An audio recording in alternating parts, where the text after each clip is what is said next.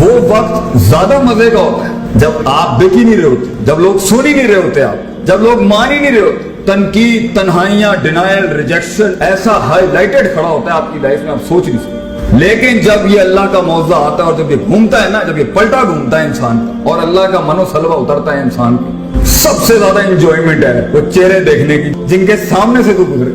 اس سے بڑا سکون کیا ہو سکتا ہے بیٹا؟ اللہ نے تجھے فتح دی دنیا کے. وہ جو تیری قبریں کھود کے آئے تھے اور وہ جو تیرے جنازوں کی تیاریاں کر کے بیٹھے ہوئے اور تنکے کو جو اللہ بچائے گا نا وہاں سے, وہ سچ کی. یہ سکون ہے کہ میں اتنی غربت میں ہلا گیا دنیا. یہ سکون ہے کہ میں نے سچائی اور پوزیٹیوٹی کے اتنے باپ گرم کر دیے جب اتنی منفیت اور نیگیٹیوٹی کھڑی تھی. امید کا پیکر بنایا اللہ نے کسی کو, اس سے بڑی کیا جیت ہو سکتی. یہ سکون ہے بیٹا کہ میں آزاد ہوں اور انفلوئنس کر رہا ہوں, امپیکٹ کریٹ کر رہا ہوں. لیڈرشپ اتنی بڑی ہو کہ لوگ لوٹے اٹھانے آتے ہوں بیٹا تیرے کہ استاد جی ہمیں کچھ سکھا دیں. دس از دا فن آف لائف بچے. جب یہ طوفان گرم ہو تبھی تو دیے جلانے کا مزہ ہے زندگی کے اندر.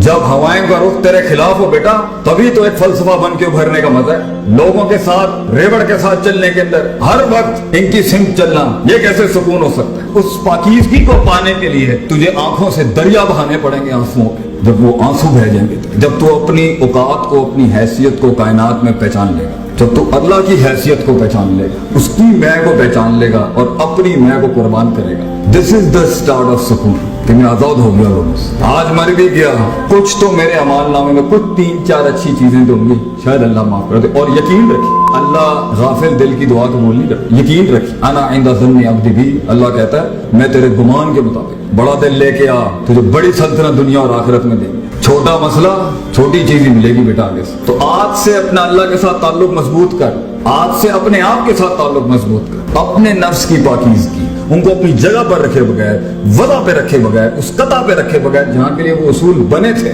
جب تک تو ان افراط تفریط اور ایکسٹریم سے اس بیلنس پر نہیں آئے گا بیٹا, اگر علم بھی پڑھا دیے نا تو شیطان بن جائے گا. بغیر وقت لگائے آپ کیسے اپنے آپ کا تزکیہ کر سکتے ہیں؟ بغیر وقت لگائے گا آپ اصولوں کو اس کی جگہ پہ کیسے رکھ سکتے ہیں؟ بغیر وقت لگائے گا, بغیر ٹائم لگائے گا آپ کیسے پہنچ سکتے ہیں وہاں پہ جہاں کو پتا ہو یہاں اس مزاج, اس وضع, اس قطع, اس زمان, اس مکان, اس لہجے, اس انٹینسٹی اور اس ڈینسٹی کے ساتھ یہ کام کرنے والا تھا. یہ کیسے آئے گا؟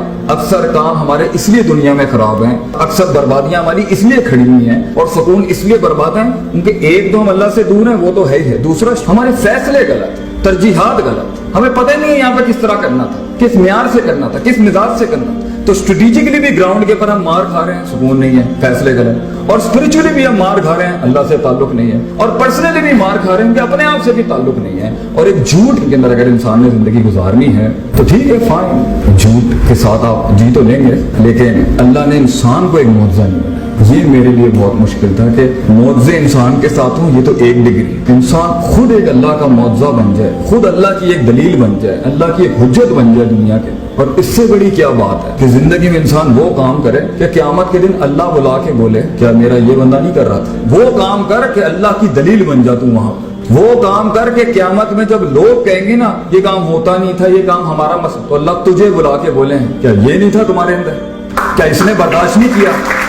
کیا اس نے مزاج نہیں دیکھے؟